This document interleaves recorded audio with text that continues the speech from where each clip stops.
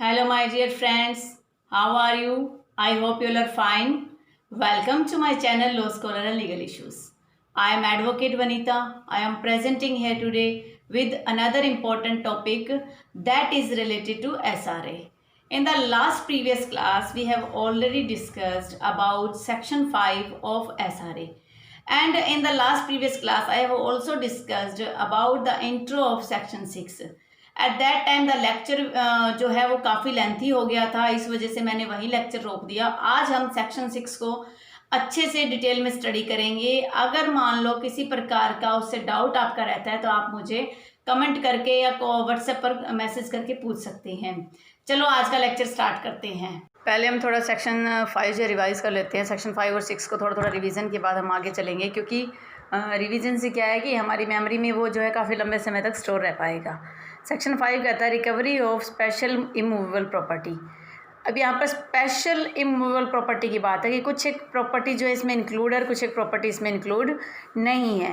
A person entitle to the possession of specific immovable property में recover it in the manner provided by the code of civil procedure. Civil procedure code के हिसाब से जो है वो suit file होगा, और वो जो एंटाइटल वर्ड है उस एंटाइटल वर्ड के अंदर ऑनरशिप और पोजेशन दोनों शामिल होंगे। अब यहाँ पे एग्जांपल हमने पढ़ा था कि एक कोई पीसफुल पोजेशन है और उसके अंदर जो है वो क्लेम करता है अपना टाइटल, तो वो जो है सेक्शन 5 के तहत जो है सूट फाइल करेगा। और जो सेक्शन 5 है उसके अंदर पोजेशन की बात होती है। जब एक टाइटल की तो बात होगी, उसके बाद एंटाइटल टू पोजेशन, चाहे उसकी ओनरशिप हो या ना हो, उसका पोजेशन होना चाहिए उस टाइम पे, और उसका भी एक टाइटल होना चाहिए। पोजेशन का भी काफ़ी लंबे समय तक है यहाँ उसका टाइटल बनता है। तो टाइटल ऑफ ओनरशिप है वो दो प्रकार से होता है, एक होता है कॉर्पस और एक होता है एनिमस। कॉर्पस का मतलब वो जो एक्चुअल कंट्रोल किसी चीज़ पर उसका होगा, और एनिमस का मतलब है कि उसका कोई मेंटल एलिमेंट, उसके माइंड में अगर कुछ इच्छा है किसी चीज़ की तो वो उसमें शामिल होगी। और कॉर्पस में भी आगे दो पार्ट्स में डिवाइड है, पोजेशंस और पोजिडेंडी। पोजेशंस का मतलब उसका फिजिकल एलिमेंट और पोजिडेंडी का मतलब उसका मेंटल एलिमेंट। सेक्शन 5 के अंदर जो एडवर्स पोजेशन भी डील करता है, और जो सेक्शन से आर्टिकल 65 ऑफ लिमिटेशन एक्ट है 1963 का, वो जो है यहाँ पर टाइम बताता है कि आप कितने टाइम के अंदर जो सूट फाइल कर सकते हैं। यहाँ 12 साल का जो है टाइम पीरियड है, और अगर उसके बाद आप सूट फाइल करते हो तो आप बार्ड हो जाओगे। और अगर आपने टाइम लिमिट के अंदर अपना जो क्लेम नहीं किया तो उसके बाद जो जिस व्यक्ति के पास वो पोजीशन है उसके पास उसका एडवर्स पोजीशन हो जाएगा। एडवर्स पोजीशन भी एक लीगल पोजीशन ही माना जाता है, क्योंकि जब काफ़ी समय तक अगर आप कोई इंटरप्शन नहीं करते अपने प्रॉपर्टी के बारे में, आप नेग्लिजेंट हो जाते हो, तो उस प्रॉपर्टी का जो भी पोजेशन जिसके पास है वो उसका लीगली मालिक बन जाता है। गवर्नमेंट के मामले में 30 साल तक जो है सूट फाइल कर सकती है। और जो लिमिटेशन पीरियड है वो उन मामलों में जो है नहीं माना जाएगा जहाँ पर कोई माइनर था, जो वो माइनर अपनी मेजॉरिटी को अटेंड करेगा उसके बाद ही तो वो सूट फाइल करेगा। इसी तरीके से ऑनर और क्लेमेंट के बीच में अगर कोर्ट में कोई केस पेंडिंग चल रहा है तो उसके रिगार्डिंग भी जो है वो केस का जो टाइम जो होगा वो एक्सटेंड किया जा सकता है। और इसी तरह से आर्म फोर्सेस के अंदर भी टाइम एक्सटेंशन का प्रोविज़न दिया गया है। उसके बाद बात आती है सेक्शन 6 की, जो हमने लास्ट क्लास में कल थोड़ा रिवीजन भी किया था। सेक्शन 6 का मतलब है कि यहाँ पोजेशन की बात हो रही है, और पोजेशन का मतलब है कि जहाँ किस व्यक्ति को डिस्पोजेस्ट कर दिया, बेदखल कर दिया, किसी घर से निकाल दिया, उसमें कुछ नहीं है। सेक्शन 5 में कोई डिस्पोजेशन नहीं है। वहाँ जो एंटाइटल है, टाइटल का मतलब जो जिसके पास कब्जा था या जिसके पास उसका टाइटल यानी कि ओनरशिप था, तो वो जो है कोर्ट में केस फाइल कर सकता है, सूट फाइल कर सकता है। लेकिन जो सेक्शन 6 में एक कंडीशन ये है कि पहले वो व्यक्ति जिसने सूट फाइल करना है वो डिस्पोजेस्ट होना चाहिए। डिस्पोजेस्ट का मतलब है कि वो किसी जगह पर कब्जा करके रह रहा था और वहाँ उसका पीसफुल पोजेशन था, या अनलॉफुल पोजेशन भी हो, लेकिन उसको वहाँ इलीगल तरीके से अगर आप डिस्पोज कर देते हो, without due course of law आप डिस्पोज कर देते हो, वहाँ से उसे निकाल देते हो, तो फिर वो व्यक्ति जिसको निकाला गया है वो कोर्ट के अंदर सूट फाइल कर सकता है। परमानेंट इंजंक्शन का सूट फाइल कर सकता है, टेम्परेरी इंजंक्शन का सूट फाइल कर सकता है, या suit for recovery of possession करेगा, और उसी के अंदर जो टेम्परेरी और परमानेंट इंजंक्शन का वो क्लेम कर सकता है। जो टेम्परेरी इंजंक्शन है वो तो सीपीसी के अंदर फॉल करता है, जो परमानेंट इंजंक्शन है वो एसआरए खुद जो है उसके अंदर ये प्रोविज़न इंक्लूड किया गया है। उस बेस पे आप जो परमानेंट इंजंक्शन जो है कोर्ट में क्लेम कर सकते हो। फिर ये सेकंड क्लोज कहता है कि कोई भी ऐसा सूट नहीं लाया जा सकता अगर मान लो आपको डिस्पोजेस आज कर दिया और आज के 6 महीने के अंदर अंदर अगर आपने कोई केस फाइल नहीं किया, सूट फाइल नहीं किया, तो उसके बाद जो है आप वहाँ पर टाइम बार्ड हो जाओगे और उसके बाद आप उसका क्लेम भी नहीं ले सकते। और अगर आपने गवर्नमेंट ने मान लो आपको किसी प्रॉपर्टी से खदेड़ दिया, मान लिया कि आज आपके पास जो प्रॉपर्टी आपने एक्वायर कर रखी है वो प्रॉपर्टी किसी गवर्नमेंट ऑफिस की है या गवर्नमेंट अथॉरिटी की है, और अगर गवर्नमेंट अथॉरिटी की तरफ से अगर आपको वहाँ से डिस्पोजेस किया जाता है तो आप वहाँ पर जो है सूट फाइल नहीं कर सकते हो। ये मामला ज़्यादातर गाँवों में होता है। गाँवों में क्या होता है, जो पंचायती जगह होती है जिसे शामलात की भूमि बोला जाता है, वहाँ पर कब्जा कर लेते हैं लोग और वहाँ अपना घर बना लेते हैं। लेकिन कुछ टाइम बाद या तो सरपंच चेंज हो जाता है या सरकार चेंज हो जाती है, तो उसके बाद एक नई नीति आती है। उसके तहत जो वहाँ पर लोग रह रहे होते हैं, इलीगल तरीके से रह रहे होते हैं, उनको वहाँ से डिस्पोजेस्ट किया जाता है, हटा दिया जाता है। और उस हटाने के बाद अगर गवर्नमेंट अपनी प्रॉपर्टी पर वहाँ क्लेम करती है तो उसके बाद आप जो है वहाँ पर उनके against suit for recovery position का फाइल नहीं कर सकते। अगर आपको विदाउट ड्यू कोर्स डिस्पोज कर दिया गया है तब आप फाइल कर सकते हो। अगर ड्यू कोर्स ऑफ लॉ अगर आपको डिस्पोज किया गया है तो आप सूट फाइल नहीं कर सकते। थर्ड क्लॉज इसका ये कहता है कि no appeal and review can be filed. कोई भी रिव्यू और अपील जो है आपके खिलाफ अगर कोई ऑर्डर आ भी जाता है सेक्शन 6 के तहत सूट फाइल करने में, और उसके खिलाफ अगर आपका कोई ऑर्डर आ गया तो आप उसके अंदर अपील भी फाइल नहीं कर सकते और रिव्यू भी फाइल नहीं कर सकते। अब आप सोचोगे कि जब अपील और रिव्यू भी फाइल नहीं होगा तो अब हम क्या फाइल करेंगे, क्या हमारे पास कोई और राइट बच जाता है? हमारे पास और भी राइट बचता है, उसको हम आगे डिस्कस करेंगे। और उस राइट को समझने के लिए आप जो वीडियो पूरा सुनिए। Nothing in this section shall bar any person from suing to establish his title to such property and to recover possession thereof। कोई भी ऐसा सेक्शन नहीं है जो बार करता हो किसी ऐसे व्यक्ति को, जो बार कर रहा है कि अगर मान लो पोजेशन का वो सूट हार जाता है तो क्या वो टाइटल के बेस पे सूट फाइल कर सकता है। तो वो व्यक्ति जो है टाइटल के बेस पे भी सूट फाइल कर सकता है, ऐसा कोई बार नहीं है। अब बात आती है कि सेक्शन 5 था, CPC भी है, तो ये पोजेशन के रिगार्डिंग जो सेक्शन 6 क्यों इंक्लूड किया गया है सारे में। देखो, कोई भी अगर प्रोविज़न इंक्लूड किया जाता है, किसी भी एक्ट में किया जाता है, किसी भी स्टैट्यूट में किया जाता है, कहीं भी कोई ऑर्डिनेंस भी निकल के आता है तो उसके पीछे कोई ऑब्जेक्ट होता है। और हर एक स्टैट्यूट के पीछे तो ऑब्जेक्ट है। हम कोई काम भी करते हैं, हम अगर पढ़ाई कर रहे हैं तो हमारा एक ऑब्जेक्ट है कि हम पढ़ाई करेंगे तो हम सिलेक्शन होगा हमारा या हम कामयाब होंगे। बिना ऑब्जेक्ट के, बिना किसी मकसद के तो कोई काम किया ही नहीं जाता। तो इस सेक्शन 6 को इंक्लूड करने का ऑब्जेक्ट ये था कि to discourage people from taking the law into their hand, कि जो लोग हैं कई बार क्या होता है उनको वहाँ से डिस्पोजेशन किया जाता है, तो उसके बाद वो डिस्करेज हो जाते हैं और कानून को अपने हाथ में लेने लग जाते हैं। तो उस मामले में जो है वो कानून को अपने हाथ में ना ले, इसलिए जो सेक्शन 6 का जो प्रोविज़न है सारे में इंक्लूड किया गया। To provide a cheap and useful remedy to a person dispossessed of immovable property in due course of law. इसके बाद ये क्या करता है, ये एक तरह से समरी नेचर होता है, बहुत जल्दी इसका ट्रायल होता है, यानी कि बहुत जल्दी इसकी समरी नेचर है तो जल्दी स्पीडी ट्रायल होगा और जिसके बाद जल्दी से इस पर एक्शन लिया जा सकता है, इस पर जल्दी से इस मामला सुलझ जाता है। तो ये जो है एक सस्ती रेमेडी भी इसे बोला गया है। क्यों बोला गया है? क्योंकि इस पर जब आप सूट फाइल करते हो ज़्यादा खर्चा नहीं है, ज़्यादा लंबा ये केस चलता भी नहीं है, सूट चलता भी नहीं है, तो इस वजह से इसको चीप और यूजफुल रेमेडी भी बोला गया है। अब इसके एसेंशियल्स क्या क्या होते हैं, जो ये सेक्शन 6 है उसके एसेंशियल्स हैं। सबसे पहला तो जो व्यक्ति सूट फाइल कर रहा है वो जो है उसके पास पोजेशन होना चाहिए इमूवेबल प्रॉपर्टी का, और उसको वहाँ से डिस्पोजेस्ट किया गया है, किसी तरीके से वहाँ से हटाया गया है, और वो जो है ड्यू कोर्स ऑफ लॉ नहीं है, तब जाके जो है वो कोर्ट में केस सूट फाइल कर सकता है। फिर कह रहा है कि उसकी कंसेंट नहीं थी। कंसेंट का मतलब अगर कोई अपनी मर्ज़ी से, आज मान लो मेरी कोई प्रॉपर्टी है और मैं किसी व्यक्ति को अपनी मर्ज़ी से वो प्रॉपर्टी सौंप देती हूँ तो वहाँ मेरी कंसेंट है। तो उस मामले में अगर मैं कोर्ट में केस फाइल करती हूँ, सूट फाइल करती हूँ कि मुझे डिस्पोज्ड ऑफ कर दिया गया है, तो that is not the condition of this section. इस सेक्शन के तहत जो आप वो फाइल नहीं कर सकते। इसके बाद कह रहा है कि जो डिस्पोजिशन मान लो आज आपका कर दिया गया तो 6 महीने के अंदर अंदर जो है आपको उसके खिलाफ जो है कोई एक्शन लेना पड़ेगा। अगर आप मान लो किसी एक्ट कर दिया गया, आपको डिस्पोज्ड भी कर दिया गया, लेकिन आपने कोई एक्शन नहीं लिया 6 महीने के अंदर, उसके बाद आप जो है बार हो जाओगे, टाइम बार्ड हो जाओगे।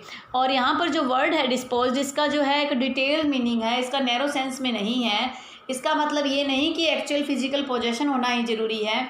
कई बार क्या होता है कि आप एक्चुअल फिजिकल पोजेशन आपके पास नहीं है, सिंबॉलिकल पोजेशन है। सिंबॉलिकल का मतलब है कि जैसे किसी ऑक्शन के अंदर आपको प्रॉपर्टी आई और ऑक्शन के थ्रू जो प्रॉपर्टी आई आप खुद वहाँ पर नहीं हो, लेकिन आपका एजेंट वगैरह वहाँ पर संभाल रहा है, कंस्ट्रक्टिव पोजेशन है या सिंबॉलिक पोजेशन है, उस मामले में भी अगर आपको वहाँ से निकाल दिया जाता है, आपके एजेंट को वहाँ से निकाल दिया जाता है, तो आप जो है वहाँ पर सूट फाइल कर सकते हो, क्योंकि कोर्ट कहता है कि सिंबॉलिक पोजेशन की भी एक डिमांड है, वैल्यू है, तो उस वैल्यू के तहत आप सूट फाइल कर सकते हो।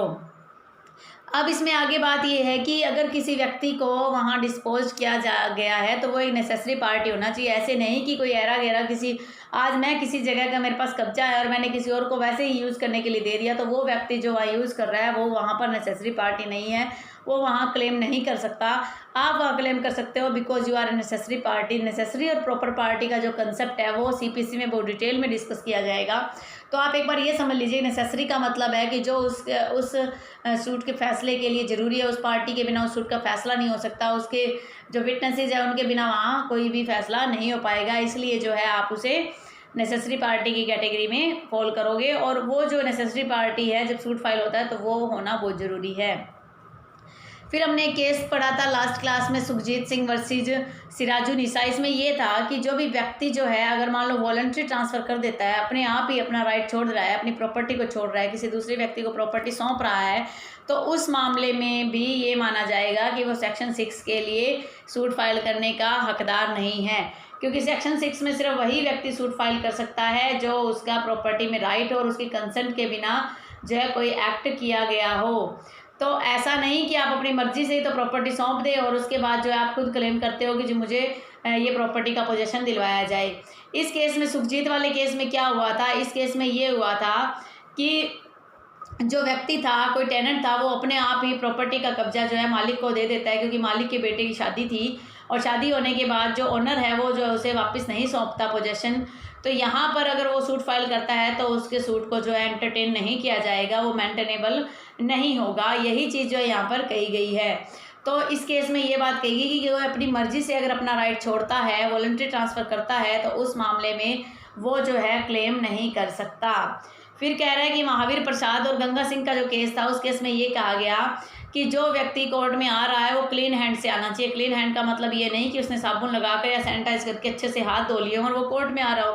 क्लीन हैंड्स का मतलब है कि he doesn't involve any bad intention, उसकी बैड इंटेंशन नहीं है, he has with good intention, अच्छी इंटेंशन के साथ आया, तो उस मामले में जो है वो क्लीन हैंड माना जाएगा और क्लीन हैंड वाले व्यक्ति को ही कोर्ट में एंटरटेन किया जाता है और उसके पक्ष में डिसीजन दिया जा सकता है। तो ये बात महावीर प्रसाद वर्सेस गंगा सिंह के केस में की गई।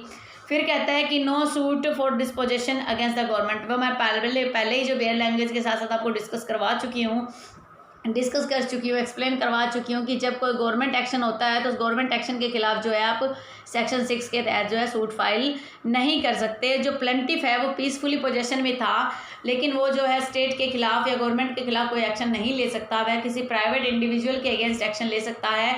और जैसे गवर्नमेंट के खिलाफ इसलिए एक्शन नहीं लिया जाएगा कि गवर्नमेंट जो होती है वो पब्लिक इंटरेस्ट के लिए होती है और पब्लिक इंटरेस्ट के लिए वो कोई प्रॉपर्टी का जो है डिस्पोजेशन करेगी। तो इस मामले में गवर्नमेंट के अगेंस्ट किसी प्रकार का आप सेक्शन 6 के तहत सूट फाइल नहीं कर सकते, बट आप किसी भी इंडिविजुअल के अगेंस्ट जो है सूट फाइल कर सकते हैं। Suit under 6 is an alternative remedy.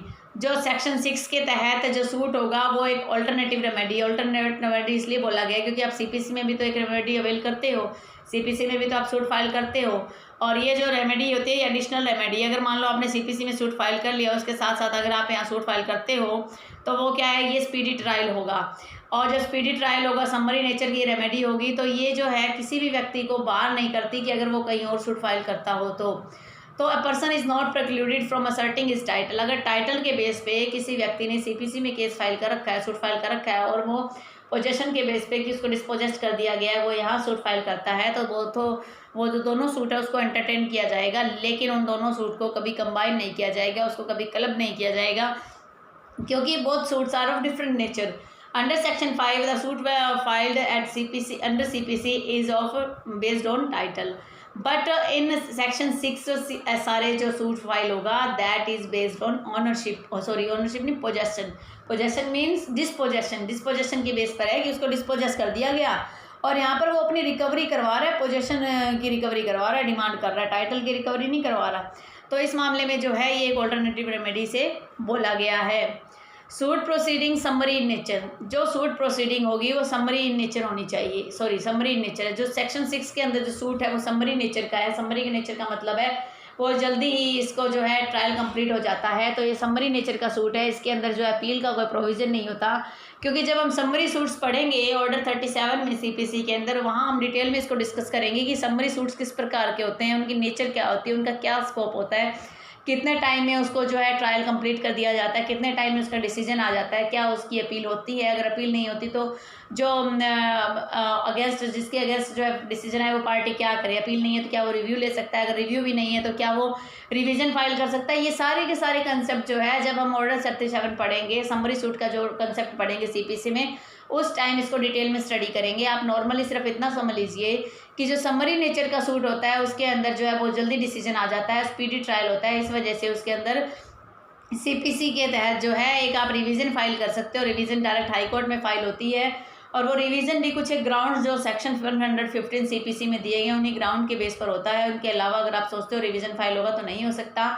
जब आपकी रिवीजन को वहाँ मेंटेनेबल किया जाता है, जब आपकी रिवीजन को वहाँ एंटरटेन किया जाता है, उस टाइम जो है पहले विटनेसेस की स्टेटमेंट्स होती हैं। जब विटनेसेस इस बात के लिए जब कोर्ट जो इस बात से सेटिस्फाई हो जाती है कि जो ये रिवीजन है ये एक्यूरेट है या एक्चुअल में सही है, तो ही वो जो है हाई कोर्ट उसको मेंटेनेबल मानता है, उसको एंटरटेन करता है।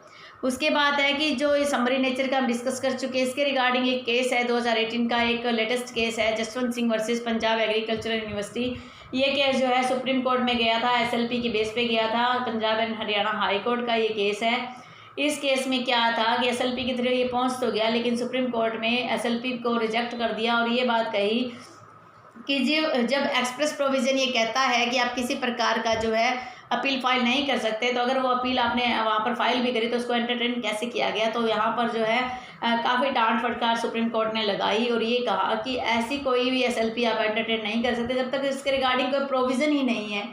अगर कोई प्रोविज़न हो और उस प्रोविज़न को ब्रॉडली इंटरप्रेट करना हो तब तो सुप्रीम कोर्ट करे, लेकिन जिस चीज़ का कोई प्रोविज़न ही नहीं है उसको सुप्रीम कोर्ट किस भी यहाँ पर इंटरप्रेट करे। या तो कोई पब्लिक इंटरेस्ट का टॉपिक हो या कोई रिट पिटीशन फाइल हो जिसमें लार्जली पब्लिक इंटरेस्ट जो है उसका फंडामेंटल राइट वायलेट हो रहा है, तब तो सुप्रीम कोर्ट जो है जुडिशियल एक्टिविज्म के थ्रू जो है काफ़ी कुछ एक्शन ले सकती है। बट एक सिविल मैटर है, इसके अंदर किसी प्रकार का प्रोविजन ही नहीं है, तो आप कैसे अपील वहाँ पर सुन सकते हो। तो इस बात के लिए डांट फटकार Punjab and Haryana high court को सुप्रीम कोर्ट ने काफ़ी डिटेल में अपना डिसीजन देते हुए कहा। सेक्शन 5 और 6 जो होते हैं वो दोनों अल्टरनेटिव रेमेडीज है। ये हम कितनी बार से डिस्कस कर रहे हैं कि सेक्शन 5 टाइटल बेस्ड है, और जब टाइटल क्लेम कर रहे हो, टाइटल मतलब आपका पोजेसरी टाइटल भी हो सकता है, आपकी ओनरशिप भी हो सकती है, लेकिन सेक्शन 6 है बिल्कुल ही अलग है, क्योंकि वो जो आपको बताता है डिस्पोजेशन कर दिया गया, आपने पोजेशन का रिकवरी लेना है, तो उसके रिगार्डिंग जो है आप सूट फाइल करते हो। तो उस मामले में आप ये नहीं कह सकते कि जो है ये दोनों सेम रेमेडीज हैं। तो ये दोनों रेमेडीज जो है म्यूचुअली एक्सक्लूसिव है। एक्सक्लूसिव का मतलब दोनों का एक दूसरे से कोई लिंक नहीं है, तभी तो ये दोनों सूट इकट्ठे फाइल हो सकते हैं। एक सीपीसी के तहत रेगुलर सूट फाइल होता है और एक जो है ये पोजेशन के डिस्पोजेशन के रिगार्डिंग सेक्शन 6 में। हालांकि जो सीपीसी में फाइल होगा वो सेक्शन 5 के तहत ही होगा, लेकिन वो एक रेगुलर सूट फाइल होगा, वो काफ़ी लंबे समय तक चलता है और उसके अंदर जो अपील भी फाइल की जा सकती है। तो नायर सर्विस सोसाइटी वर्सेस केसी अलेक्जेंडर का जो केस है ये एक लैंडमार्क केस है। ये सेक्शन 5 और सेक्शन 6 के जो कंसेप्ट है उसको डिटेल में यहाँ पर डिस्कस किया गया। इसमें जो क्वेश्चन अराइज हुए थे उसको हम थोड़ा सा डिटेल में स्टडी करेंगे। जो पहला क्वेश्चन अराइज हुआ, can section 5-6 be club together in single suit. हम पढ़ चुके हैं कि section 5-6 can not be club together because under section 5 the issue of title can be raised. Title का इशू रेज होता है जब टाइटल का इशू आप रेज कर रहे हो, उठा रहे हो, और सेक्शन 6 में जो है पोजेसरी यानी कि डिस्पोजेशन कर दिया और आप पोजेसरी टाइटल की अपना पोजेशन रिकवर करने के लिए सूट फाइल करते हो। तो both are of different nature. अगर आप डिफरेंट नेचर के जो सूट्स होंगे उनको डिफरेंट कॉजेज ऑफ एक्शन है उसके बेस पर अगर आप उसको कोर्ट में क्लब करवाते हो तो क्या है कि कॉन्ट्राडिक्टरी डिसीजन आ जाएगा। एक तो है सेक्शन 6 जो है आपका स्पीडी रेमेडी करता है, समरी नेचर का है, और दूसरा जो है आपका रेगुलर सूट है, उसमें काफ़ी ज़्यादा टाइम लग जाता है। तो इस हिसाब से अगर आप दोनों सूट्स को कंबाइन करते हो, दोनों के कॉजेज ऑफ एक्शन को कंबाइन करते हो, तो it may be possible that there will be contradictory judgments हो जाएंगे और that violates the basic rights of plaintiff के राइट्स को वो हनन कर देगा। And when the plaintiffs rights are violated then how will they entertain it, वो कैसे उसको एंटरटेन करेगा, क्योंकि सेक्शन 6 के अंदर तो आप उसके अंदर अपील फाइल कर ही नहीं सकते और सेक्शन 5 में आप अपील फाइल कर देते हो। तो ये दोनों के दोनों जो अलग अलग नेचर के, तो उनको जो है आप क्लब नहीं कर सकते। यही बात कही गई कि no two causes of actions can not be clubbed, दो कॉजेज ऑफ एक्शन है उसको आप किसी भी कंडीशन में क्लब नहीं कर सकते। और जो सेक्शन 6 जो है वो क्या है, लिमिटेड है और उसका पर्पज़ भी अलग है, डिस्टिंक्ट पर्पज़ है वो। उसका पर्पज़ जो है सेक्शन 5 से डील ही नहीं करता, रिलेटेड ही नहीं है। It shall not be allowed to mix up with more general provision. Section 5 का जो जनरल प्रोविज़न है उसको आप कैसे अलाउ कर दोगे कि आप जो है एक स्पेसिफिक प्रोविज़न के साथ उसको डील करवाएं, तो इस वजह से उसको अलाउ नहीं किया जा सकता। If there was no suit file within 6 month, अगर 6 महीने के अंदर किसी ने पोजेशन के रिगार्डिंग सूट फाइल नहीं किया तो क्या वो 6 महीने के बाद सूट फाइल कर सकता है? जब एक एक्सप्रेस प्रोविज़न आपको बता रहा है कि आपने एक टाइम बार वहाँ रख दिया गया, उसके अलावा भी लिमिटेशन एक्ट में सफिशिएंट कोज वर्ड है, सफिशिएंट कोड का सेक्शन 5 है लिमिटेशन एक्ट का, वो कहता है सफिशिएंट कोज। कुछ एक सफिशिएंट कोज भी होते हैं, कई बार ऐसा होता है कि आज उसको डिस्पोजेस्ट कर दिया, डिस्पोजेस्ट करने के बाद वो व्यक्ति जो है वो कोमा में चला गया, या उस व्यक्ति के फैमिली मेम्बर में कोई ऐसा नहीं है जो केस फाइल कर सके, तो अब अगर वो कोमा से बाहर आता है, 6 महीने के बाद बाहर आता है, तो वो उसको अपना सफिशिएंट कोज बता देगा और सफिशिएंट कोज के तहत जो है कोर्ट उसको एंटरटेन कर लेगी और उसको जो टाइम बार्ड है उसके तहत जो है उसको छूट मिल जाएगी। लेकिन अगर ऐसी कोई कंडीशन नहीं है, ऐसा कोई सर्कमस्टेंस अराइज नहीं हुआ, तो उस मामले में द कोर्ट ने कहा कि द कोज ऑफ एक्शन जो है सेक्शन 6 जो है डिफरेंट है कोज ऑफ एक्शन 5 से। तो अगर वो डिस्पोजेस करने के 6 महीने के अंदर केस फाइल नहीं कर सकता, तो वो जो है सूट फाइल नहीं कर सकता सेक्शन 6 में, उसे जो है एक रेगुलर रेमेडी लेनी पड़ेगी सेक्शन 5 की। लेकिन कुछ एक एक्सेप्शंस होते हैं जो मैंने अभी आपको सेक्शन 5 जो है लिमिटेशन एक्ट का बता दिया सफिशिएंट कोज, इस प्रकार से कुछ एक्सेप्शन के तहत जो हम कार्रवाई कर सकते हैं। सिंस सेक्शन 6 जो है स्पेसिफिक प्रोविज़न है और लैप्स ऑफ 6 मंथ के बाद जो है हम उसमें सूट फाइल नहीं कर सकते, लेकिन एक्सेप्शनल केसेस में हम सूट फाइल कर सकते हैं। Whether a suit under 6 bar subsequent suit, देखो ये बार कैसे होगा, हमने पढ़ा था क्लोज 4 पढ़ा था, बेयर लैंग्वेज का सेक्शन 6 है, वो स्पेसिफिकली कहता है कि अगर आप मान लो पोजेसरी सूट जो है पोजेशन के रिगार्डिंग आपने सूट फाइल किया और उसमें समरी रेमेडी के अंदर आपका जो उसमें केस नहीं जीत पाते हो या आपका जो डैमेज हो रहा है, तो आप जो है एक रेगुलर सूट सेक्शन 5 के तहत भी फाइल कर सकते हो on the basis of title के बेस पर। तो इस प्रकार हम कह सकते हैं कि सेक्शन 6 जो है वो एक डिफरेंट एस्पेक्ट लेकर आया है सेक्शन 5 से। सेक्शन 5 और सेक्शन 6 जो है वो थी डिफरेंट फुटिंग पर है, तो आप दोनों को कभी भी कंबाइन नहीं कर सकते। और जो टाइम बार्ड है वो तो लिमिटेशन एक्ट का टाइम बार तो होता ही है, लेकिन कुछ एक एक्सेप्शंस होते हैं वो लिमिटेशन एक्ट में प्रोविजंस में प्रोवाइड किए गए, तो उसके भी आप पर जो है आप जो है उसमें अपने आप को एक्सक्यूज़ करवा सकते हो। कुछ एक एग्जांपल देख लेते हैं कि कौन कौन से ये क्या इनको ये क्लेम कर सकते हैं। टेनेंट, क्या टेनेंट जो है क्लेम कर सकता है? हमने जो सुखजीत सिंह का केस देखा उस केस में ये था कि टेनेंट ने अपने आप ही जो पोजेशन जो है वो ट्रांसफ़र कर दिया था। तो अगर वो टेनेंट अपने आप ही पोजेशन ट्रांसफ़र कर देता है तो in that sense you can not file a suit under section 6 of SRA। But if without any consent, if the tenant is dispossessed by the owner, then he can claim, he can file a suit under section 6। और section 116 जो TPA का है वो भी tenant holding over भी कहता है, उसके तहत भी यह है कि टेनेंट जो है अपना राइट जो है क्लेम कर सकता है एक रेगुलर सूट के through.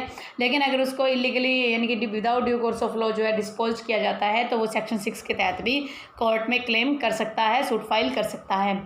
Second thing is servant. क्या सर्वेंट जो है क्या उसको वो भी क्लेम कर सकता है? सर्वेंट जो है फोर्सिबली एजेक्ट हुआ है। फोर्सिबली एजेक्ट का मतलब है कि जो सर्वेंट है वो फोर्सफुली अगर वहाँ से हटा दिया गया उसको, और अगर इस तरीके से हटाने के बाद अगर मान लो कोर्ट में केस फाइल करना चाहता है तो सेक्शन 6 के तहत जो है वो केस फाइल कर सकता है। लीजी, सब लीजी कैन ऑल्सो फाइल। लीजी जो है जब हम लीज पर कोई प्रॉपर्टी लेते हैं तो जब हमें without due course of law जो हमें वहाँ से डिस्पोज ऑफ किया जाएगा तो हम जो है कोर्ट में सेक्शन 6 के तहत क्लेम कर सकते हैं। इसी तरीके से सब लीजी जो लीजी है वो आगे जो फर्दर लीज पे देता है, सब लीजी जो होता है वो भी जो इस टाइप से क्लेम कर सकता है। अब क्वेश्चन अराइज होता है क्या ट्रेसपासर क्लेम कर सकता है? मेयर ट्रेसपासर सिर्फ एक ट्रेसपासर है जो सिर्फ एक ट्रेसपासर ही है कि इसने किसी के घर में एंट्री की या किसी की प्रॉपर्टी में मूवेबल प्रॉपर्टी में एंट्री की तो वो जो है किसी प्रकार का सूट फाइल नहीं कर सकता। लेकिन जो ओनर होता है और जो टेनेंट होता है वो उस ट्रेसपासर के अगेंस्ट जो है कोर्ट में सूट फाइल कर सकता है। तो इस तरीके से जो है ट्रेसपासर को ऐसा कोई राइट प्रोवाइड नहीं है कि जिसके तहत जो है वो कोर्ट में सूट फाइल कर दे। फिर एक इलस्ट्रेशन हम देख लेते हैं कि बी ने ये बात कही सी को। बी जो है एक नॉर्मल बंदा है कोई, और ए जो है उसने अपना टेनेंट रखा हुआ है सी। अब बी सी को कहता है कि तुम जो है वो रेंट मुझे दे दिया करे, और सी जो है वो रेंट जो है बी को दे देता है। तो क्या यहाँ पर एक सूट फाइल किया जा सकता है रिकवरी ऑफ रेंट का? As we already discussed that section 6 applies only for that purposes where the person is dispossessed by the immovable property के द्वारा dispossessed किया गया हो, but here the issue is of rent and section 6 precludes such type of benefits, so you cannot file a suit for recovery of rent under section 6 of SRA. A and B are joint owners हैं and दोनों का possession है property. फिर उसके बाद ए जो क्या करता है वॉलंटरी ट्रांसफ़र कर देता है अपने प्रॉपर्टी का जो पोजेशन है वो सी को। क्या यहाँ पर वो जो है क्लेम कर सकते हैं? नो, हेयर वॉलंटरी ट्रांसफ़र हुआ है, not without consent, so here they can not claim और they can not file a suit under section 6 because the condition of section 6 is that without consent. Here the consent is expressly given in the problem, in the given statement, then you cannot file a suit under section 6 of SRA. फिर है कि एक suit है जिसमें specify करता है plaint के अंदर कि वो उस प्रॉपर्टी का ऑनर है, तो क्या सेक्शन 6 अप्लीकेबल होगा? तो कह रहे हैं कि अगर वो ऑनर है तो वो अपना टाइटल क्लेम करे सेक्शन 5 में। सेक्शन 6 में तो बात ही तभी आएगी ना जब उसको डिस्पोजेस्ट किया जाएगा ज़बरदस्ती, forcefully, without due course of law. अगर उसको डिस्पोजेस्ट किया जाता है सेक्शन 6 के तहत तब सूट फाइल हो सकता है। यहाँ पर इश्यू अराइज हो रहा है कि वो ऑनर है, टाइटल है उसके पास। अगर उसके पास टाइटल है तो ही can file a suit under section 5 under CPC as a regular suit. तो सेक्शन 6 के तहत तो उसको कोई रेमेडी प्रोवाइड नहीं होगी। Now we discuss the differences. What are the differences? Normal है सेक्शन 5, इतना हमने डिस्कस कर लिया। उसके बाद हमें खुद ही माइंड में होना चाहिए। आप बताइए क्या होता है सेक्शन 5? क्या एक रेगुलर सूट है फॉर रिजेक्टमेंट? रिजेक्ट का मतलब है उसको निकाल दिया गया वहाँ से और एक रेगुलर सूट फाइल करेंगे। और सेक्शन 6 जो है वो स्पेसिफिक रेमेडी बताता है, और सेक्शन 6 जो है वो एक समरी रेमेडी बताता है, और सेक्शन 5 जो है एक रेगुलर सूट है तो उसमें काफ़ी लंबा टाइम लग जाता है। उसके बाद बात आती है कि सेक्शन 5 में जो क्लेम होगा वो टाइटल के बेस पे होता है, और सेक्शन 6 में जो है डिस्पोजेशन कर दिया गया और रिकवरी ऑफ पोजेशन के रिगार्डिंग जो है वो सूट फाइल करता है। और सेक्शन 6 में किसी प्रकार के टाइटल का जो प्रूफ देना जरूरी नहीं है, लेकिन सेक्शन 5 में टाइटल का प्रूफ देना जरूरी है। सेक्शन 6 ये कहता है कि हालांकि एक राइटफुल ओनर है उसको भी सेक्शन 6 के तहत जो है वो प्रोक्लूड किया जा सकता है, बट सेक्शन 5 में ऐसा कुछ नहीं है। लिमिटेशन पीरियड जो सेक्शन 5 का है वो 12 ईयर्स है, और जो लिमिटेशन पीरियड ऑफ सेक्शन 6 का है वो 6 मंथ्स है। और सेक्शन 5 में जो अपील है वो एक मैटर ऑफ राइट जो है अवेलेबल है, बट सेक्शन 6 में जो है किसी प्रकार का अपील का राइट नहीं है, ओनली रिवीजन राइट जो है कैन बी अवेल। तो इस प्रकार आप कह सकते हो कि सेक्शन 5 और 6 जो है वो both are mutually exclusive, both are provide different remedies, both are on different footings. तो इन दोनों को आप कभी भी कंबाइन नहीं कर सकते, सेपरेट सूट फाइल कर सकते हो। सेक्शन 5 में रेगुलर सूट फाइल हो सकता है और सेक्शन 6 में आप स्पेसिफिक सूट फाइल कर सकते हो। और जो हमारी नेक्स्ट क्लास होगी स्पेसिफिक रिलीफ एक्ट की, उसमें हम मूवेबल प्रॉपर्टी के रिगार्डिंग डिस्कशन करेंगे। आई होप नेक्स्ट क्लास में जो हमारा ये चैप्टर 2 है और जो सेक्शन 7 और 8 है वो भी कंप्लीट हो जाएगा, और हम मूवेबल प्रॉपर्टी के रिगार्डिंग भी सारा कंसेप्ट क्लियर कर लेंगे। आई होप आपको आज का जो लेक्चर है वो पसंद आया होगा, आपको आज का वीडियो पसंद आया होगा। अगर आपको आज का वीडियो अच्छा लगा है, लेक्चर अच्छा लगा है, तो आप जो वीडियो को लाइक कीजिए। अगर आपको लेक्चर पसंद नहीं आया तो आप डिसलाइक कीजिए। अगर आप मेरे चैनल पे न्यू और फर्स्ट टाइम इस वीडियो को देख रहे हो और आप ये चाह रहे हो कि मुझे SRA के टॉपिक जो है फर्दर मिलते रहें, तो आप जो है मेरा चैनल सब्सक्राइब कर सकते हो और अपने दोस्तों में भी ये वीडियो शेयर कर सकते हैं, क्योंकि SRA ऐसा इंपॉर्टेंट सब्जेक्ट है जो हर एक एग्ज़ाम के पॉइंट ऑफ व्यू से बहुत इंपॉर्टेंट हो जाता है। तो इस तरीके से आप अपनी SRA जो एक छोटा टॉपिक है, छोटा सिलेबस है उसका, और उसको अच्छे से करके आप स्कोरिंग जो आपके एग्ज़ाम के लिए उसको आप तैयार कर सकते हो। कोरोना का इशू बहुत ज़्यादा बढ़ गया है, तो मेरी आप सभी जनों से ये रिक्वेस्ट, आप सभी से ये विनती है कि आप जो है अपनी सेहत का ध्यान रखिए, अपने फैमिली मेम्बर्स का ध्यान रखिए, हैंड सैनिटाइजर का यूज़ कीजिए, अगर घर पर होते हैं तो बार बार हैंड वॉश करते रहिए। Stay home, stay safe, stay healthy.